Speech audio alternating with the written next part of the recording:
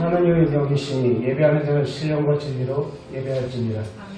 우리 이 시간 가운데 사도신경 하시면서 우리의 신앙을 고백하도록 하겠습니다.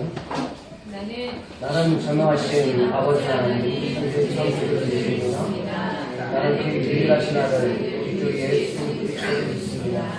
그는 성령으로 인되어 공동성 아래 일하시고 본디오 빌라도에게 선을 받아 십자가에 못 박혀 죽으시고 장사인 제4일 만에 죽은 자 가운데서 다시 살아나셨으며 하늘에 오르셔 전능하신 아버지 하나님의 나라가 거기로부터 살아있는 자와 죽은 자의 심판을 얻습니다.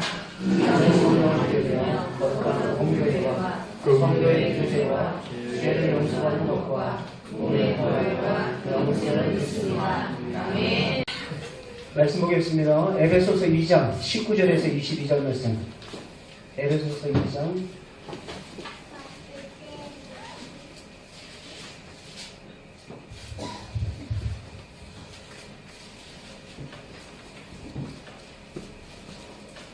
19절에서 22절까지 말씀드리겠습니다.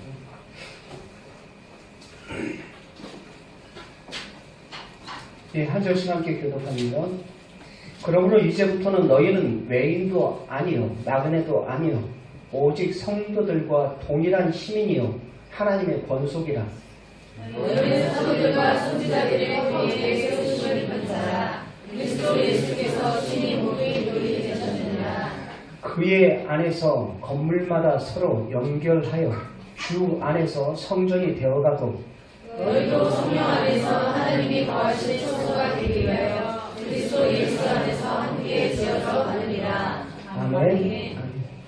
자리에 앉으시죠.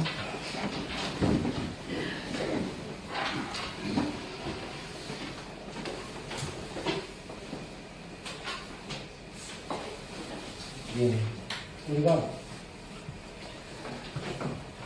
공부를 하든지 운동을 하든지 그것을 끝까지 잘 하려고 하면 무엇보다도 기초가 튼튼해야 됩니다. 그래서 운동하는 선수들도 항상 기초에 먼저 주안점을 두고 계속해서 기초만 몇 개월간 훈련을 합니다. 그리고 훈련에서 무슨 테크닉과 기술을 배우기 이전에 기초를 먼저 샀습니다. 공부도 마찬가지예요. 공부도 끝까지 잘할 수 있도록 하기 위해서는 기초가 튼튼해야 됩니다. 운동도 그렇고 공부도 그렇고 그런데 우리 신앙도 그렇습니다. 집을 아무리 튼튼하게 지으려면 보이지 않는 그 기초가 튼튼해야 합니다. 교회도 마찬가지입니다. 훌륭하고 아름다운 교회, 건강한 교회를 세우기 위해서는 어떻게 해야 되는가? 교회의 기초가 튼튼한지를 우리는 늘 점검해야 합니다. 교회를 무엇 위에 세워야 하느냐? 참 중요해요. 교회의 성숙의 상태가 바로 거기에 있습니다. 반석 위에 세운 집과 모래 위에 세운 집, 예수님께서도 이 비유를 드신 적이 있어요. 모래 위에 세운 집, 반석 위에 세운 집. 반석 위에 세운 교회. 여러분들 집을 교회에서 한번 생각을 하고 얘기해 보십시오. 모래 위에 세운 교회, 반석 위에 세운 교회.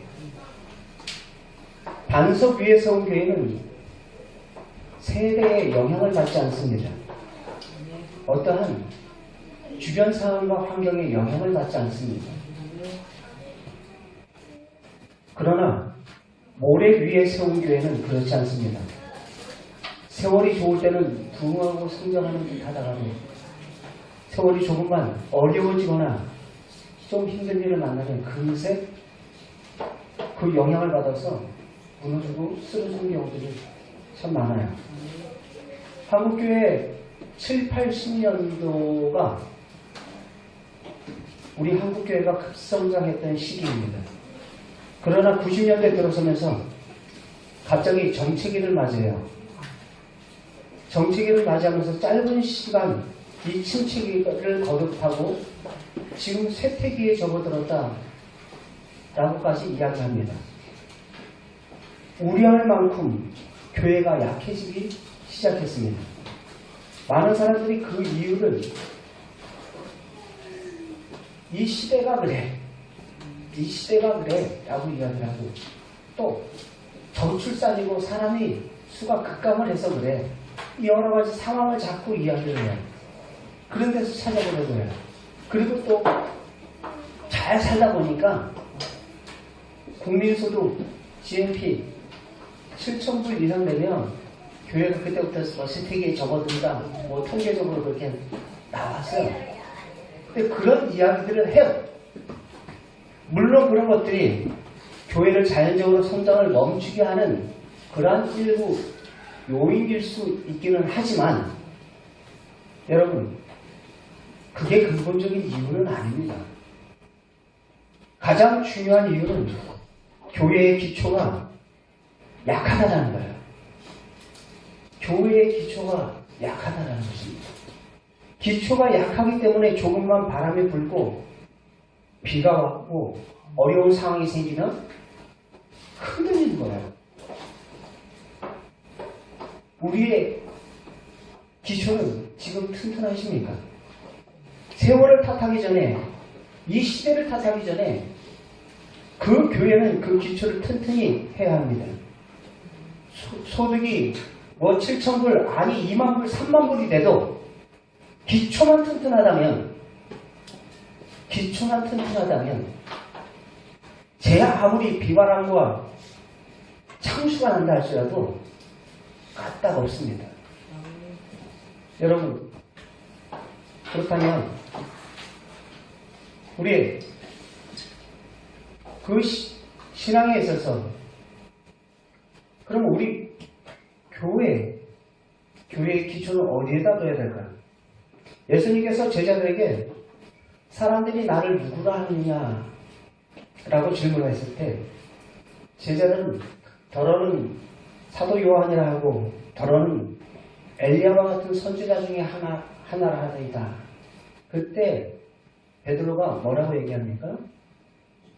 주는 그리스도시요 살아계신 하나님의 아들이십니다 라고 고백을 해요. 주는 그리스도시요 살아계신 하나님의 아들이십니다. 정답입니다. 예수님은 베드로의 그 신앙 고백을 칭찬합니다. 내가 이 반석 위에 내 교회를 세우겠다. 음부의 권세가 해하지 못하리라 말씀을 하셨어요. 베드로란 이름의 뜻은 여러분 우리가 잘 알고 있는 것처럼 반석이라는 뜻입니다. 반석. 예수님은 베드로의 이름을 생각하면서 그와 같이 말씀을 하셨던 거예요. 근데 이 말을 가톨릭에서는 이 말을 곡해를 해요. 베드로는 한 번도 로마에 가본 적도 없어요. 네? 로마에 가본 적도 없는데 로마 가톨릭은 제1대 교황을 누구로 생각하고 있냐면 베드로라고 생각을 하고 있어요. 제1대 교황 베드로. 왜? 그 베드로 위에 하나님의 교회를 세우겠다 하셨기 때문에 라는 거예요. 이거는 헬라어를 조금만 아는 사람이라도 이 해석이 잘못됐다는 거 압니다. 그러나 그들의 교권을 더욱 강화하기 위해서 교황 모설과 교황의 그 강권력을 위해서 그들이 그것을 계속 주장을 하고 있어요. 여러분, 예수님께서 내가 이 반석 위에 교회를 세우겠다 라고 하신 이 말씀은 예수님은 베드로의 이름을 생각하시면서 그와 같이 말씀하셨다고 했는데 베드로라는 사람 위에 교회를 세우겠다 라는 뜻이 아닙니다. 이 예수님이 말씀하신 것은 베드로의 베드로다운 그 신앙 고백 위에 교회를 세우겠다라는 것입니다. 그가 지금 말한 그 신앙의 고백 위에 내가 교회를 세우겠다라는 것입니다. 주는 그리스도시요 살아계신 하나님의 아들이십니다. 라는 것을 바로 터를 삼아서 교회를 어떻게 하시겠다라는 거예요? 세우시겠다라는 것입니다. 여러분, 그래서 고린도 전서 3장 11절 말씀을 잠깐 함께 보겠습니다. 시작. 이 닦아둔 것 이 외에 누가 다른 터를 닦아둘 자가 없으니 이 터는 곧 예수 그리스도라. 아멘. 바로 예수 그리스도의 그 터 위에 견고한 반석이신, 흔들림이 없으신 그 반석 위에 주는 그리스도시여 살아계신 하나님의 아들이십니다라는 그 터 위에 바로 교회를 세우시겠다 말씀을 하신 것입니다. 교회의 기초는 이 베드로의 신앙 고백처럼 철저하고 정확한 신앙의 고백 위에 세워져야 하는 것입니다. 교회의 구성원이 교인들 한 사람 한 사람은 예수 그리스도를 주는 그리스도시요, 바로 그분이 우리의 주인 되시며 그리스도시요 메시아라는 거예요. 하나님이시라는 거예요. 그분은 우리의 주와 하나님의 되심을 믿는 고백하는 사람들의 그 공동체가 바로 교회인 것입니다. 여러분, 교회를 헬라어로 에클레시아라고 이야기해요. 에클레시아. 밖으로 끄집어 냈다라는 소리입니다. 밖으로 끄집어냈다. 죄의 형벌받아서 영원히 죽을 수밖에 없는 그 인생들을 출애굽시켰다라는 것입니다. 에클레시아예요. 그게 바로 교회입니다. 바로 교회 공동체는 그와 같이 예수 그리스도를 주로 믿는 사람들의 공동체이며 신약시대의 그 에클레시아라고 불렀어요. 대중 속에 불러냄을 받은 사람들, 특별하게 구별된 자들이라는 뜻입니다. 그러므로 교회는 이 건물이 교회가 아니에요. 이 건물이 교회가 아닙니다. 이거는 예배당이죠. 예배당을 우리는 교회라고 착각해서는 안 됩니다. 예수님을 주로 믿고 고백하며 온전히 그에게 충성하는 것을 다짐하는 사람들의 공동체, 바로 그것이 교회인 것입니다. 아멘. 때때로 이것을 잊어버려서 여러분들 훌륭한 그 교회 예배당 짓겠다고 하다가 정작 중요한 사명을 잊어버리고 교회 건축하다가 시험 들어서 교회 안에 분란이 있고 또 교회 안에 교회 떠나는 경우들도 참 많이들 봐요. 본래 목적과 본래 취지가 아니에요. 하나님께서 이 땅에 세우신 제도 가운데 하나가 바로 가정과 교회입니다. 그런데 이 교회를 통해서 하나님께서는 그래서 그럼 건물교회 예배당을 짓지 말라는 말이냐, 건축하지 말라는 말이냐, 그런 말은 아니에요. 여러분, 예배당 건축을 무조건 부정적으로 생각하는 것은 옳지 않습니다. 그러나 그럼에도 불구하고 예배당 건축이 바로 교회의 가장 중요한 일이 되어서는 안 된다는 것입니다. 때때로 예배당을 건축하면서 교회의 좀 더 중요한 사명을 뒤로 하고 소홀히 하는 경우들이 얼마나 많이 있습니까? 예배당을 건축하다가 교회가 무너지고 또 쪼개지고 나눠지는 그러한 엉뚱한 결과까지 초래하는 그 이유가 어디 있습니까? 엉뚱한데 초점을 맞추고 있기 때문에 그런 거예요. 교회는 건물이 아니라는 사실을 잊지 마시기 바랍니다.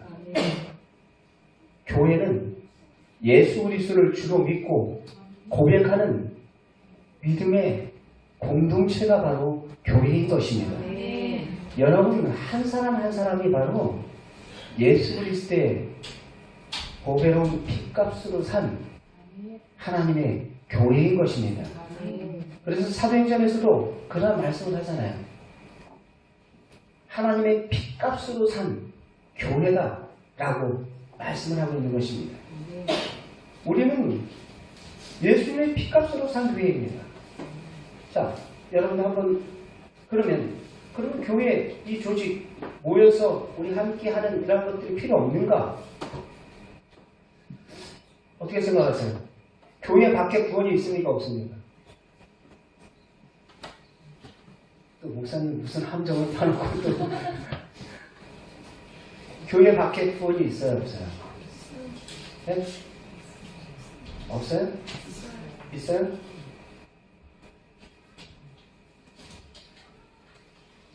예. 누가 만약에 교회 밖에 구원이 있는가? 누군가가 질문한다면 대답은 그렇다예요. 왜냐하면 교회를 다니기 때문에 우리가 구원을 얻는 건 아닙니다. 예수님을 믿기 때문에 구원을 얻기 때문입니다. 네. 교회 밖에서도, 즉 교회에 다니지 않아도 예수님만 믿는다면 얼마든지 구원 얻을 수 있습니다. 그러므로 전도할 때 교회에 다니세요 라고 말하기보다는 예수 믿으세요. 그 말이 더 정확한 표현이에요. 네. 교회 생활을 한다면 하다 보면 여러분들 교회 부정적인 모습들 볼 때가 있어요? 없어요? 있어요. 교회 부정적인 모습 볼 때가 있죠.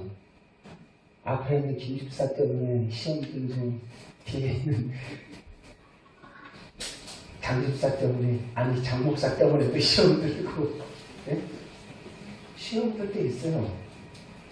부정적인 면 경험되기도 합니다. 교인도 죄인들이 모이는 곳입니다.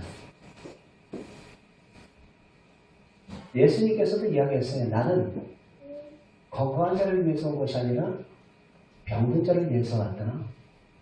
나는 의인을 부르러 온 것이 아니라 죄를 부르러 왔다. 라고 말씀했어요.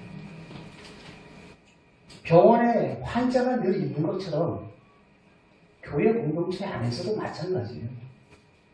늘 언제나 영적인 신음과 아픔과 그러한 탄식이 있을 수 있고 또 나누임과 분쟁이 그 안에서도 있을 수 없어요. 있을 수 있어요. 우리 교회는 안 그래요. 사랑 충만한 교회잖아요. 사랑이 늘 언제나 충만하답니다. 그러면 이 땅에 그런 완전한 교회가 어디 있겠습니까? 여러분, 우리가 교회 생활을 하다가 보면 때로는 시험 들 수도 있습니다. 인간적인 그런 면모가 드러나 교회 생활 중에서 오히려 시험 드는 경우도 있습니다. 이런 이유로 교회에 다니지 않는다라는 것. 난 저 집사 꼴보기 싫어가지고 그냥 교회 안 다닌다. 교회가 여기밖에 없냐 하면서 이 교회, 저 교회 마치 영적인 난민과 같이 그런 모습으로서 우리들이 신앙생활에서는 안 된다는 거예요.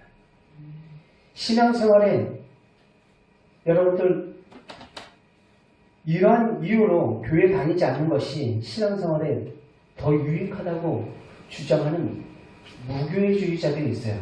아예 그럴 바에야 속 편하게 집에서 뭐 틀어놓고 텔레비전 틀어놓고 내가 예배드리지. 진짜 그런 교회들 있다니까요. 무교회주의자들. 교회 필요 없어. 말 들어보면 되게 일리 있는 듯해요. 그럴 듯해요. 무교주의자의 그 잘못 빠지면 신앙을 아주 잃어버릴 가능성이 큽니다. 여러분, 부정적인 면이 전혀 없는 건 아니지만, 그러나 여러분, 교회에는 부정적인 면만 있는 것이 아니라 긍정적인 면이 더 크다는 것을 잊지 마시기 바랍니다. 신앙생활도 마찬가지예요. 혼자서 잘할 수 있을 것 같지만 여러분, 사람은 혼자 있으면 여럿이 있을 때보다 조금 더 게을러지게 되어 있어요. 나태하게 되어 있어요. 하나님의 말씀을 전문적으로 공부하고 또 연구하는, 그리고 그 목회자들 통해서 말씀을 듣고 또 바른 신앙의 교육을 받는 것이 중요합니다. 혼자서 성경 봐도 돼요. 혼자서 성경 보다가 여러분들 그 말씀을 잘못 해석하는 경우들이 많아요. 잘못 해석하는 경우들이 많고 자기 임의대로 내 입맛 따라서 신앙생활 하는 경우들이 많아요. 그리고 교회 안 나오니까 이제부터 난 집에서 열심히 성경 잘 볼 거야. 근데 그게 잘 되는가요? 잘 안 되잖아요. 교회 다니면서 성경 보라 그래도 잘 안 되잖아요. 그렇습니다. 교회 안에서 아무리 그런 문제들이 있고 힘든 일이 있어도 여러분들, 우리는 그러면서 그 공동체 속에서 부딪혀 가는 것입니다. 고린도 교회 안에서도 얼마나 많은 문제들이 있었는지 아세요? 음란의 문제, 정욕의 문제, 우상숭배의 문제, 갖가지 문제들이 있었어요. 그러나 그럼에도 불구하고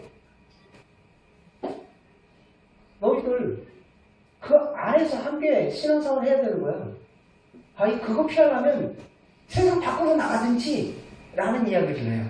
고린도전서 5장 10절 말씀 잠깐 보겠습니다. 고린도전서 5장 10절 말씀 같이 읽겠습니다. 시작. 이 말은 이 세상에 유명하는 자들이나 당하는 자들이나 속여 빼앗는 자들이나 우상 숭배하는 자들이나 아무 참이지 말라 하는 것이 아니니, 만일 그리 하려면 너희가 세상 밖으로 나가야 할 것이니라. 만일 너가 누구 때문에 안 나오고 누구 때문에 안 나오고 누구 때문에 안 나오고 그럴 것 같으면 너희들 세상 밖으로 나가는 게 나아. 그러나 저와 여러분들은 우리를 향해서 예수님께서 뭐라고 말씀하셨어요? 너희는 세상의 빛이다. 너희는 세상의 소금이다. 말씀을 하셨어요. 마태복음 말씀 잠깐 보겠습니다. 5장 13절 14절 말씀. 시작. 너희는 세상에 무엇을 짜게 하려 그 후에는 아무 쓸데없이 밖에 버려 사람에게 박할 뿐이니라. 14절 시작. 너희는 세상의 빛이나 사물에 있는 너희가 숨기지 못할 것이요. 여기서 뭐라고 얘기해요? 너희는 세상의 무엇이라고요? 빛이다. 너희는 세상에 또 뭐라고요? 소금이다. 라고 이야기하고 있어요. 소금으로서, 빛으로서 너를 그곳에 둔 이유가 있다는 거예요. 어두운 곳을 밝히라고, 썩어가는 곳을 썩지 않은 방부제 역할을 하라고, 썩어져가는 그 세상 속에서 방부제 역할을 하라고, 세상의 빛이고 세상의 소금이다 라고 이야기를 하고 있는 것입니다. 나는 이 꼴 저 꼴 보기 싫어서 교회 안 나갈 거야. 목사님 툭하면 헌금하라 그러고 뭐 봉사하면 나만 맨날 봉사하고 어떤 목사님은 팽팽 놀고 있는데 하면서 뭐 시험 들어가지고 우리 교인들이 그렇다는 게 아니고요. 이 꼴로꼴 보기 싫다는 거예요.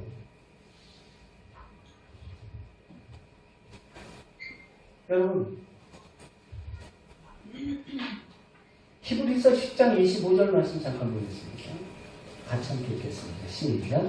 모이기를 피하는 어떤 사람들의 습관과 같이 하지 말라.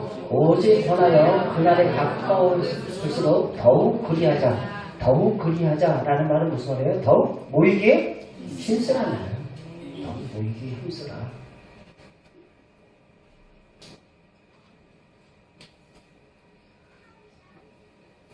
흩어지는 순간 사탄의 표적이 될 수 있습니다. 우리의 신앙은 나 혼자 그 공동체 속에서 벗어나는 순간 사탄의 타겟이 되는 아주 중요한 먹잇감이 돼요.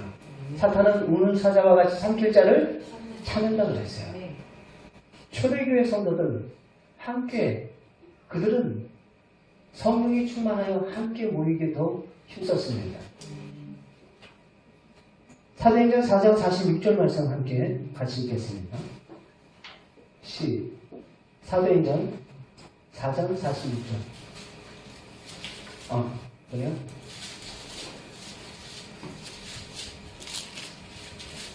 사장 46절이 아니고 말씀을 잘못.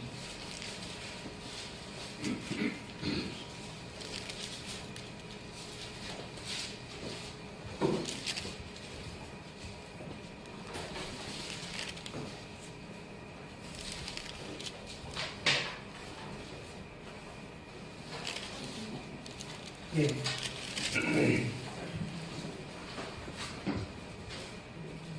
초대교회 성도들은 함께 성전에 모여 함께 모이기를 힘썼다고 그랬어요. 함께 모이기를 힘쓰고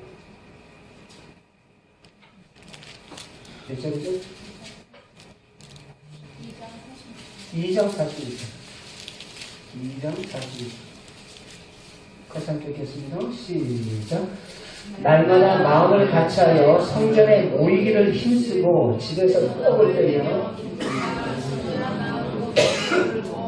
하나님을 찬미하고 또 온 백성에게 칭송을 받으니 주님께서 구원받는 사람을 날마다 더하게 하시니라.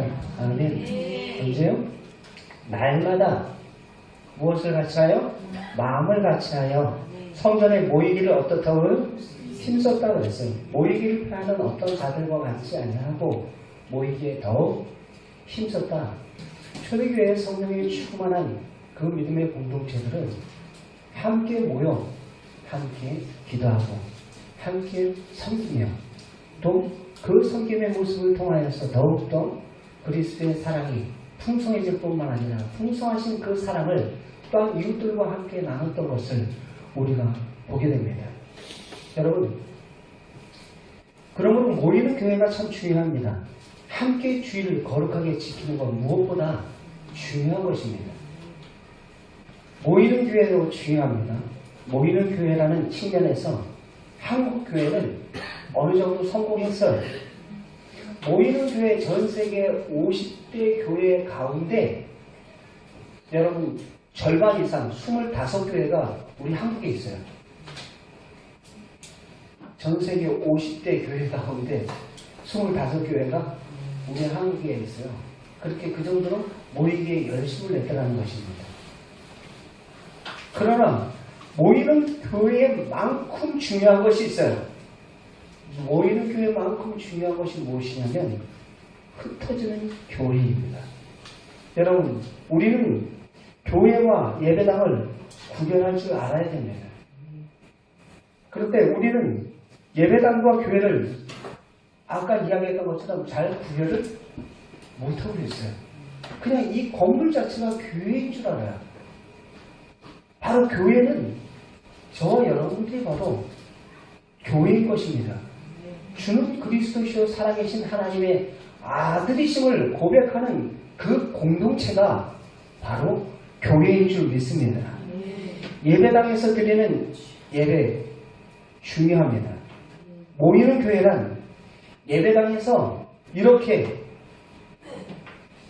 드리는 그러한 그 교회를 의미하는 것입니다. 모이는 교회. 그러나 예배당에서 예배가 아니라 그 못지않게 중요한 예배가 있어요. 그것은 바로 여러분들이 삶의 자리에서 흩어진 그 교회로서 여러분들이 있는 그 자리가 바로 또한 교회인 것을 잊지 마시기 바래요. 가정의 교회가 될 수 있고 캠퍼스가 교회가 될 수 있고 직장이 교회가 될 수 있는 거예요. 그곳에 누가 있다면? 누가 있다면? 예수님을 모신 누가 있다면? 내가 있다면. 주는 그리스도시요 살아계신 하나님의 아들이십니다 라고 믿는 그 교회에 저와 여러분들이 그곳에 있다면 여러분 그곳은 바로 교회가 되는 것입니다. 여러분 모이는 교회 생활은 비교적 잘해요. 그래도 한국 교회에서는. 그런데 흩어진 교회 생활은 잘하고 있지 못하는 것 같아요. 여러분들은 직장에서 또 교회에서 학교에서 흩어진 교회로서 그곳에서 진정 빛처럼 소금으로서 진정 교회로서 그 역할들 잘 감당하고 있습니까? 그곳에서 드려지는 예배가 살아있습니까? 이렇게 앉아서 찬송 펴고 성경 읽고 하는 것만이 예배가 아니라 학생들은 학교에서 공부하는 거 예배하는 마음으로 여러분들 공부하시기 바랍니다. 직장인들 직장생활 할 때도 마찬가지예요. 상사 눈치 보면 요리조리 요령 피지 마세요. 에베소서 말씀 뭐라고 얘기하고 있어요? 누구께 하듯 하라? 죽게 하듯 하라. 죽게 하듯 하라.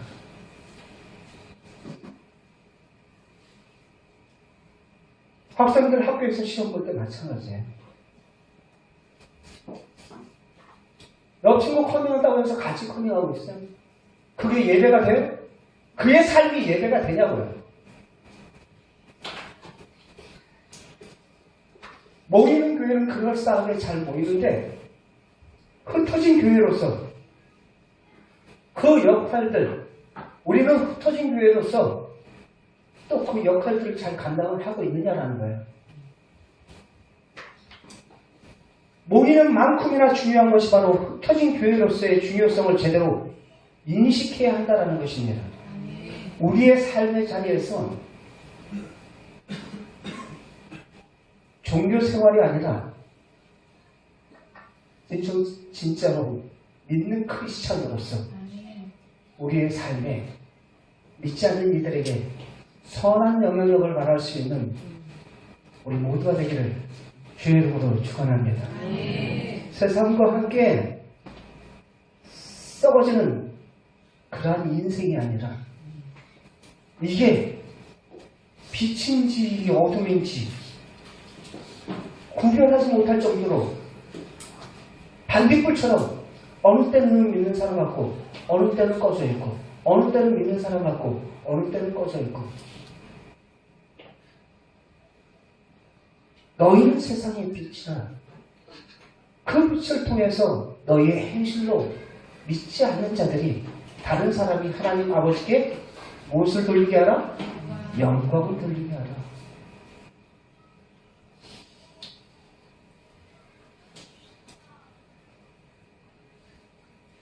우리가 모이는 교회만큼이나 흩어진 교회의 중요성을 제대로 인식하고 흩어지는 교회의 교육의 노릇을 잘 시작한다면 우리의 가정과 세상은 소금이요 빛과 같은 저와 여러분들을 통해서 놀라운 변화의 역사가 나타나게 될 줄 믿습니다. 그를 통해서 가정이 살고 그를 통해서 직장이 사는 거예요. 에스겔서의 말씀처럼 성전 문지방에서 흐르는 그 강물이 은혜의 강물이 발목을 적시고 무릎을 적시고 허리를 차고 나중에 차기라여 그 물이 흐르는 곳곳마다 생명의 역사가 나타나는 것처럼 바로 성전된 저와 여러분들을 통해서 그 생명의 역사가 우리의 자녀들에게, 직장 동료들에게, 우리 친구들에게, 우리 이웃들에게 온전히 그 생명의 역사가 번져나가기를 주의 이름으로 축원합니다. 그는 목사는 부름받은 자들 아닙니다. 저와 여러분들 모두가 다 부름받은 자들이에요. 우리 모두가 다 부름받은, 이거를 잊어버리면 안 돼요. 잊어버리지 마세요. 나 평생 이 땅에서 돈 벌고 잘 먹고 잘 살기 위해서 나 이 땅에 보내시면 안 돼요. 로마서 말씀 잠깐 봅시다. 로마서 1장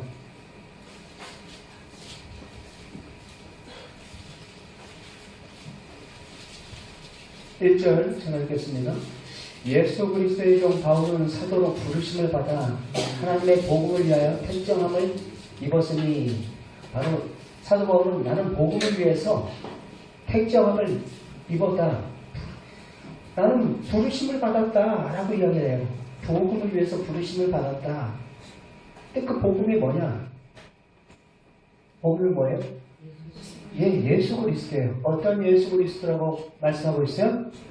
죽은 자들 가운데 부활하사 능력으로 하나님의 아들로 선포되신 곧 우리 주 예수 그리스도, 죽으시고 부활하신 그분이 바로 나의 주인이 되심을, 그것이 바로 복음인 줄 믿습니다. 근데 그 복음을 위하여서 부름받은 것이 사도 바울만 부름받은 게 아니에요. 6절 말씀 시작.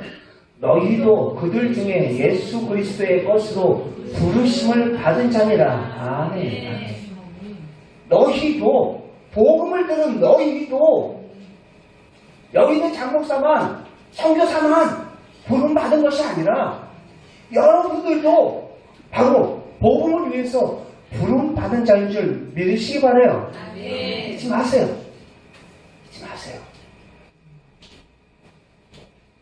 그러면서 7절에서 계속 말합니다. 로마에서 하나님의 사랑을 받고 성도로 부르심을 받은 모든 자에게 하나님 우리 아버지와 주 예수 그리스도로부터 은혜와 평강이 있기를 원하노라. 아멘. 부르심을 받은 모든 자들에게 은혜와 평강이 있기를 원한다 하면서 이야기를 하고 있는 거예요. 여러분, 저와 여러분들은 복음을 위해서 부르심을 받은 자들이에요. 우리의 삶의 모든 도처에서, 각처에서 그리스도의 향기와 편지로서 그곳에서 주님의 향기를, 생명의 향기를 나타내고, 그곳에서 하나님의 뜻을, 내 뜻이 아니라 우리의 주인 되신 그분의 뜻을 전하라고 있는 그리스도의 뭐라고요? 편지라고요. 편지.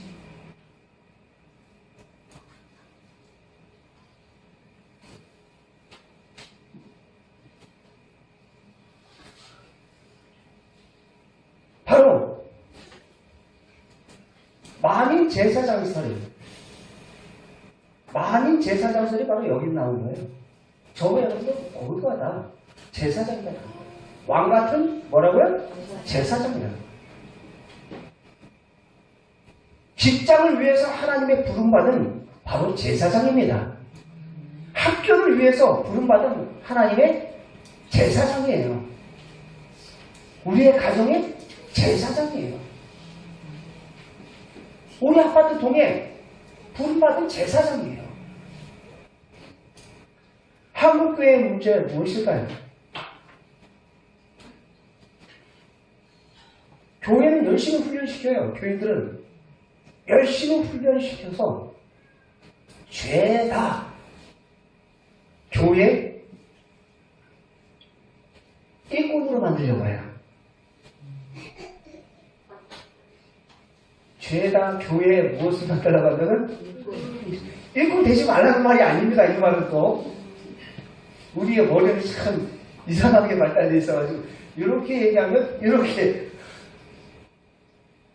다 교회에 머물러두게 하는 거예요. 교회 일꾼으로 자꾸 만들려고 그래요.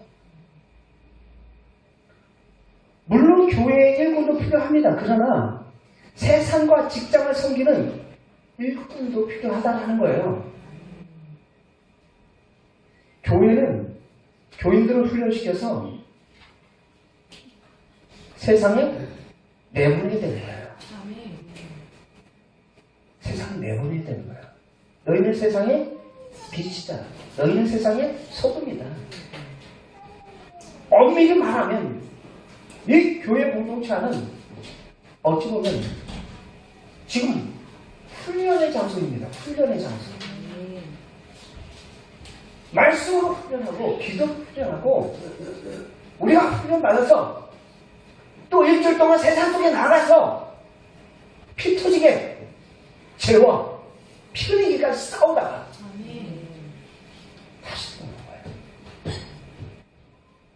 또 훈련받아서 또 나가.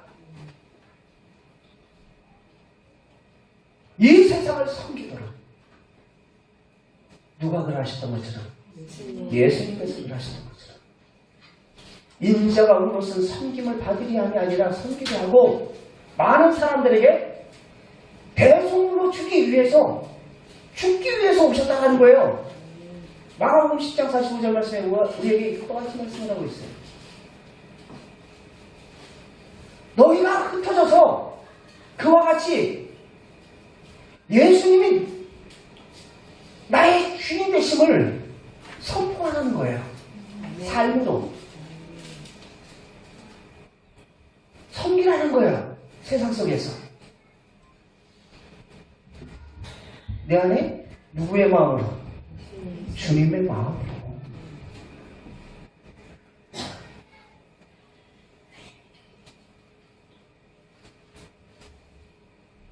마가복음 한 장 더 봅시다. 고린도후서 4장 5절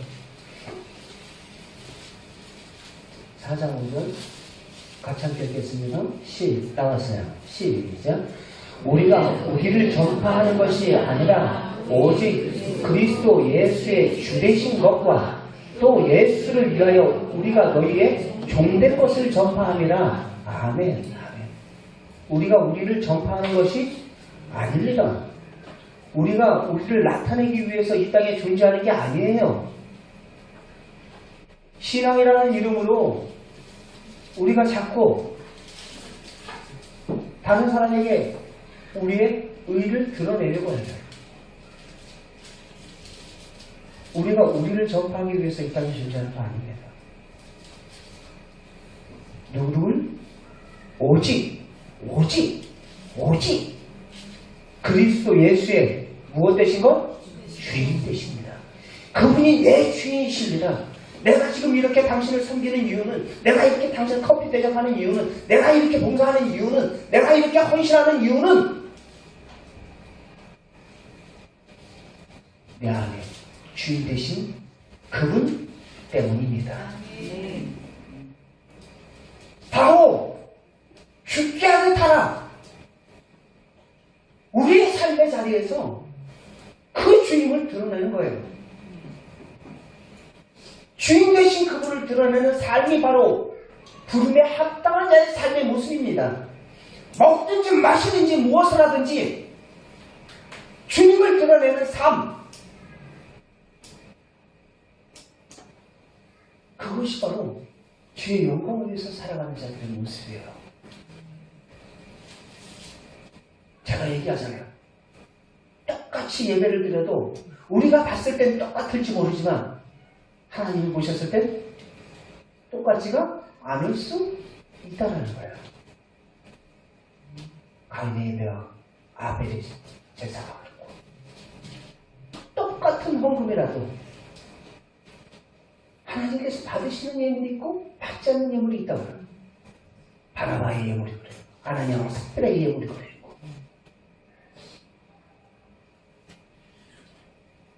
기도를 드려도 바리새인의 기도가 있고 세리의 기도가 있어요. 하나님께서 받으시는 기도가 있고 받지 않는 기도가 있어요.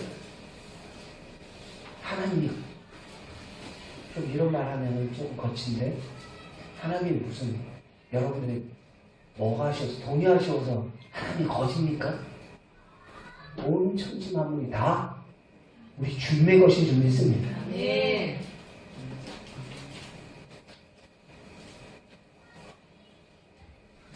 그냥 다른 사람이 어떡하든지 나 이렇게 하면 나 믿음 좋다 하겠지?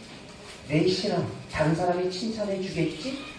목사님 나 알아주겠지? 여러분 사람에게 하듯 하지 말고 누구께 하듯 하십시오. 주께 하듯 하십시오. 사람의 종이 되지 마시고 하나님의 종이 되시기 바랍니다. 내가 사람을 좋게 하랴 하나님을 기쁘게 하랴 내가 지금까지 사람의 기쁨을 구하였다면 하나님의 종이 아니니라.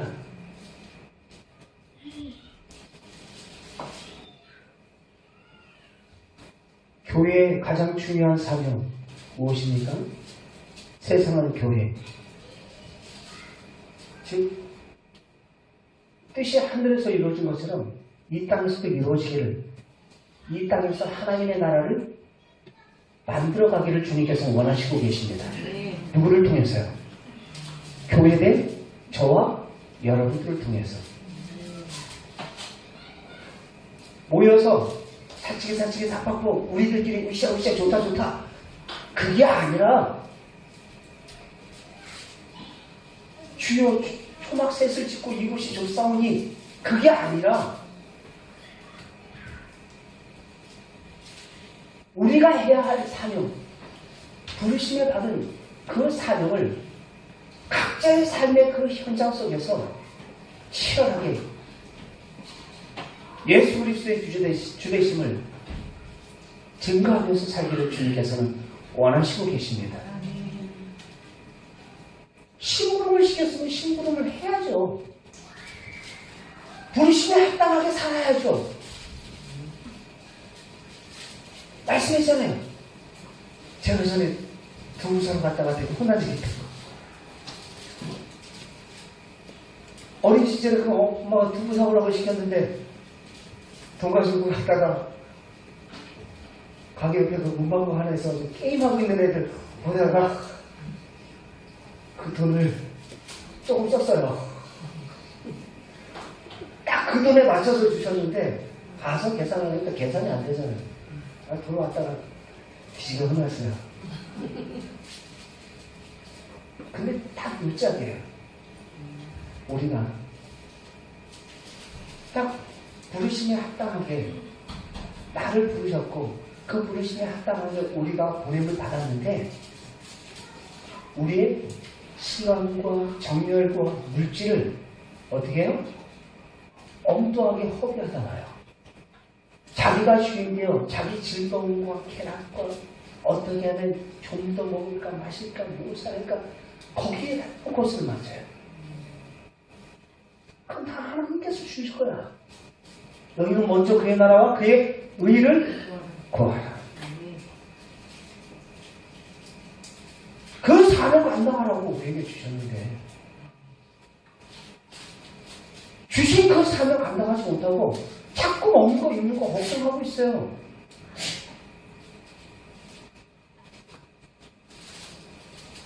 혹여 그거는 이방인들이라고 하는 것이다. 믿지 않는 자들이라고 하는 것이다. 너희들은 지금 사명을 위해서 보냄받은 자들이다. 지금 모이는 교회로서 잘 모이고 계십니다. 이제 흩어지는 교회로서 여러분들의 삶의 그 모든 자리 흩어진 그곳에서 예수 그리스도의 주되심이 우리의 삶 가운데 실전하되어 온전히 세상을 주님의 마음으로 섬길 수 있는 그를 통해서 그들이 너의 착한 행실을 보고 그들이 그들로 하나님께 영광을 돌리게 하라 마태복음에 말씀하고 있는 것처럼 우리의 모든 삶을 통하여서 그분을 드러낼 수 있는 우리 모든 지체 여러분들 다 되시기를 주의 이름으로 축원합니다. 우리도 사도행전에 나타난 초대교회 교인들과 같이 모이는 교회와 흩어지는 교회로 진정 잘 섬기고 땅끝까지 주 예수 그리스도의 생명의 복음을 증거하는 증인의 삶을 살기를 주의 이름으로 축원합니다.